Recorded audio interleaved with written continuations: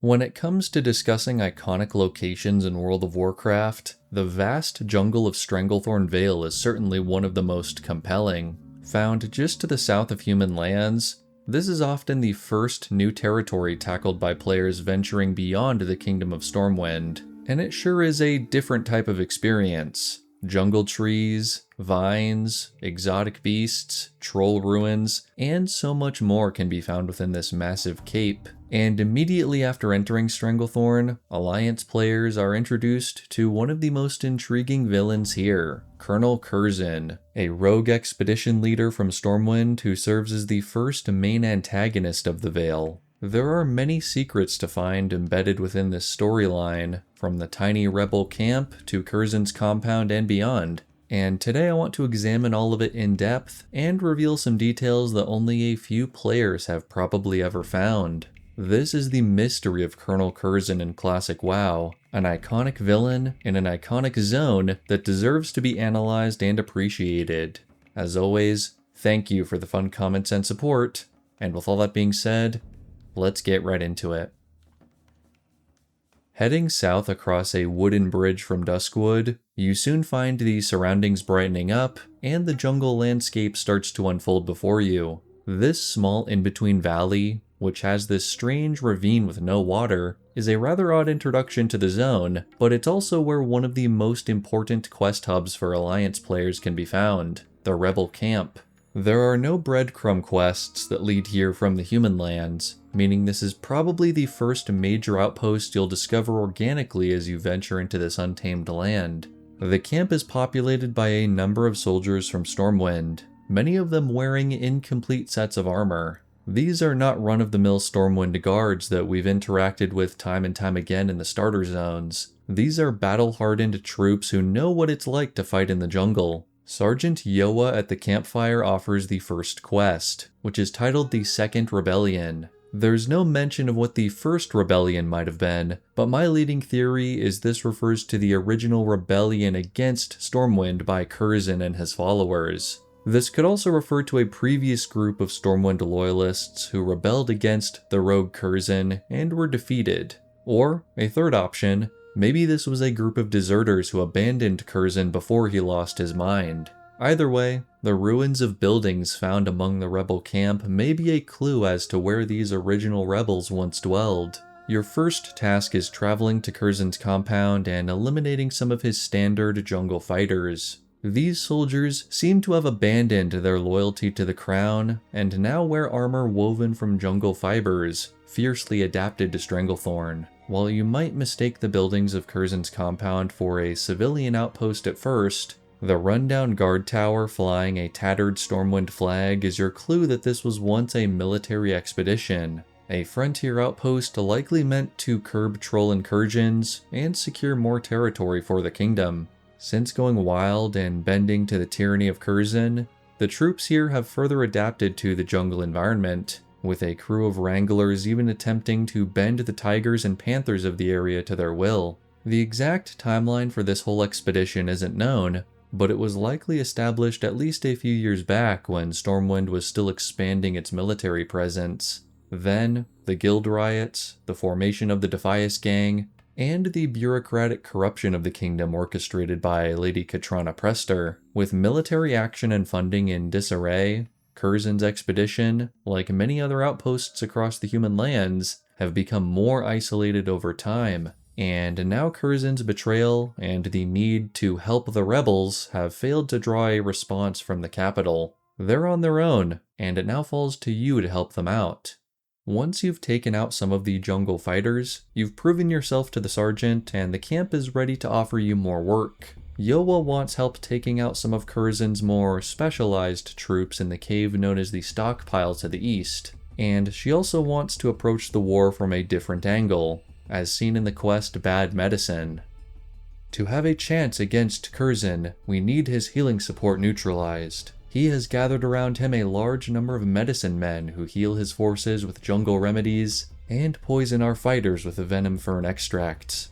It's not known who these medicine men are or where they came from, but it's possible they're a combination of priests, medics, and alchemists from the original expedition, and lost or disenfranchised folk who have made a living out here in the jungle. In collecting these supplies, you're better preparing the rebels in their conflict while taking from their enemies. While traveling to and from Kurzen's compound during your raids, you might come across a special event every half hour or so. Private Thorson on patrol away from camp. He strays away from the path a bit and calls out to Kurzen's men in the jungle, claiming he wants to rejoin them. A pair of Kurzen's agents appear, who for some reason have an identical human model to Thorson himself, denying his request and attacking him. If you help save Thorson from the assault, he starts a quest line that runs in parallel to the main story, known as Jungle Secrets. Because this quest can only be accepted out here in the jungle, rather than back at camp, it's something that a chunk of the player base will undoubtedly skip over on their leveling journey, making it a rather uncommon storyline. Thorson explains, "I was charged by Lieutenant Doran to re-enlist with Kurzen's men, so that I might spy on them and bring sorely needed intelligence to the rebels. You saw here what I had thought would be my chance to infiltrate Kurzen's compound. I was wrong, and again, thanks for saving me. This was a top secret mission, so you must tell no one." You report back to Lieutenant Doran, the de facto leader of the rebels, who surmises there must be a spy, a traitor reporting to Kurzen and warning him of the rebels' plans. Doran suggests you scour the base for the records of Bookie Herod, the logistics officer for the compound who may have kept some intelligence gathered by Kurzen's agents and the spy. Herod's records can be found on the second floor of the wooden house on the western side of the compound, and while there isn't any evidence to be found here, there is mention of a secure strongbox found in the stockpile that contains the compound's most valuable documents. Now that you've cleared the outdoor portion of Kurzen's territory, and you now have the key to the strongbox, it's time to take the fight underground. The stockpile is crawling with stealthed commandos and wicked head shrinkers, magicians who have turned to voodoo magic, possibly even scraping secrets from the local troll tribes and their many artifacts. You clear out the outer tunnels of traitors, then report back to Doran, who authorizes the final strike against Kurzen and his most loyal followers. While back at camp, you might also consider helping Brother Nimitz, who has his own quest chain related to Kurzen and his mysterious fall. He explains that Kurzen was once a great and noble warrior, and wants to find the cause of his insanity, possibly driven by troll magic or manipulation. He asks you to transcribe 4 troll tablets found around Stranglethorn Vale so any clues to his condition can be found. These tablets and their legends have a lot of interesting lore to analyze, and you can check out my Fall of the Gurubashi video for more information. After gathering the writings, Nimitz also wants you to collect some artifacts from the Skull Splitter trolls to the south to further help his investigation, and he wants you to check back later to see if he has any new findings. Back to the stockpile for one final assault. You're probably getting close to level 40 at this point if you've been working on the Kurzen storyline as you've progressed throughout the rest of Stranglethorn Vale, and you'll definitely want to bring at least one ally to eliminate the Colonel in the back of the cave. While navigating through here for the final time, you might take a wrong turn and end up in a large cavern with more soldiers and a named NPC, Sergeant Malthus. He's not involved in any quests and isn't even a rare spawn, but he does have a really cool combination of Stormwind and jungle-inspired armor that probably has something to do with preserving his rank, as some of the other members of Kurzen's inner circle also wear pieces of their original plate armor. As you continue down the winding tunnels, you'll come across a guarded stash of supply crates, where you can also find Bookie Herod's strongbox for the trader quest. Here's what you find inside. Among the valuables of the strongbox is a muddy, scribbled note. Although barely legible, it looks to be an itinerary for Private Thorson. It details his patrol routes, who he speaks with, and how he spends his time with the rebels. It's signed with only one letter, M. But whoever wrote this note must have stayed very close to Thorson. Whoever wrote this note is the traitor within the rebel camp. You keep the note and press onward into the cave, and only at the very back do you find who you're looking for. Colonel Kurzen himself. Clad in full plate armor and showing off a unique warrior model from the alpha days of WoW, Kurzen is an intimidating level 40 elite wielding dual blades. Kurzen is a definite reference to the movie Apocalypse Now and the villain Colonel Kurtz, and there are some similarities in the story and setting found here in Stranglethorn Vale. In battle, Kurzen can even stun you and vanish into the shadows from time to time, making for an immersive final battle that actually has mechanics to keep track of. But eventually, the Colonel is toppled, and you can return back to the rebel camp with his head as a victor in this war. Doran congratulates you on a job well done, praising you for removing one of the most dangerous menaces in the jungle. However, this is not the end of the story, and there are still a few loose ends to wrap up. The note you collected from the strongbox can be delivered to Doran to help track down the spy. You can then check with the nearby Corporal Sethman to go over the camp patrol schedules, who reveals it was Private Merle who was with Thorson during the last week. It's at this point we can witness what I think is one of the greatest scripted events in all of Classic WoW. Merle, outed as the traitor, snaps and runs out of camp. If he runs into the rebel watchmen somewhere on the path, they'll fight. And while it's close, Merle usually comes out on top unless you intervene. If he survives, Merle runs across the bridge to Duskwood, where in an ironic twist of fate, he runs into a feral pack of ghouls and is swiftly disposed of. The spy now dealt with at last. The final main quest to check out here at the rebel camp is from Brother Nimitz, who has finally found the source of the corruption. Kurzen may be dead, but that which drove him to evil still lives. Through my studies, I have discovered this. An ogre mage, Myzoth, dwells in an ogre mound within the eastern mountains of Stranglethorn. He is rumored to employ mind-controlling magic, and I am positive that he corrupted Kurzen. If Myzoth is allowed to live, then his evil may influence others, and may even cause another Kurzen to surface. Kill him, and bring me his mind's eye, the artifact he uses to corrupt others.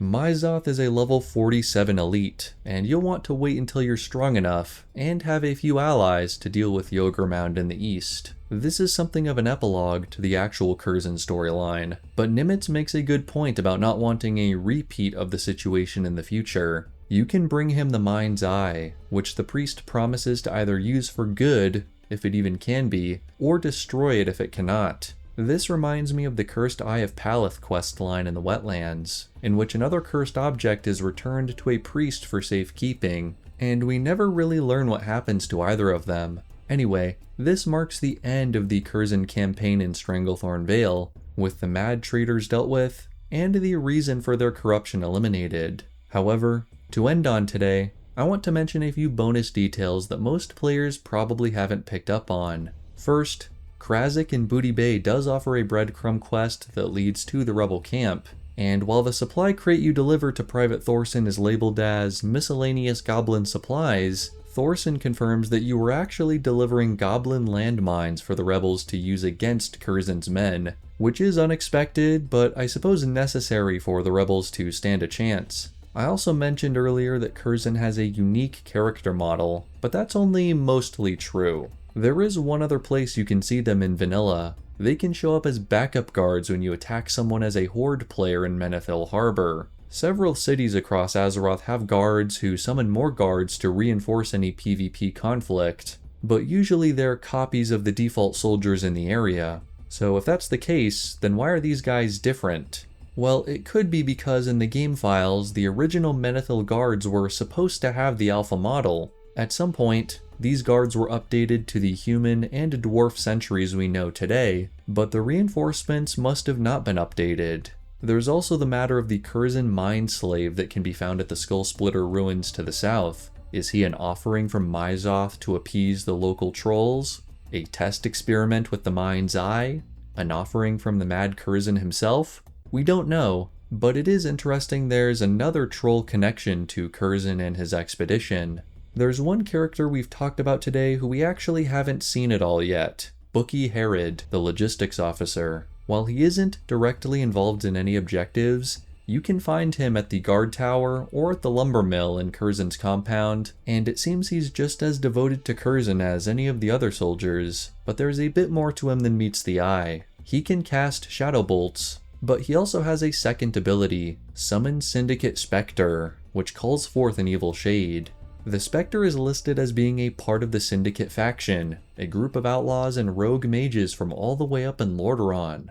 It's a complete mystery why Bookie Herod would be linked to the Syndicate, and it's even weirder when you consider that he is the only NPC in the game that has this spell. He's the only one who can summon this ghost, and he's not even a member of the Syndicate, at least not in the game data. It's not like this ability was just copied and pasted from another creature, it's exclusive to him. Could Herod be a plant or another spy? Maybe another shadowcaster of the nefarious Argus Wake that controls the Syndicate? I'm not sure, but I thought this was a curious mystery and I wanted to talk about it. Maybe the Mind's Eye wasn't the only thing operating in the shadows, subtly influencing Kurzen and his followers and swaying them to evil. But that's just a theory, and maybe the true mystery of Colonel Kurzen and his expedition within classic WoW. Thank you all so much for watching. I hope you learned something new today, and maybe next time you're leveling an alt in Stranglethorn Vale, you'll think about this storyline in a whole new way. A special thank you to my channel members who provide bonus support for these videos, and until next time, may the Force be with you.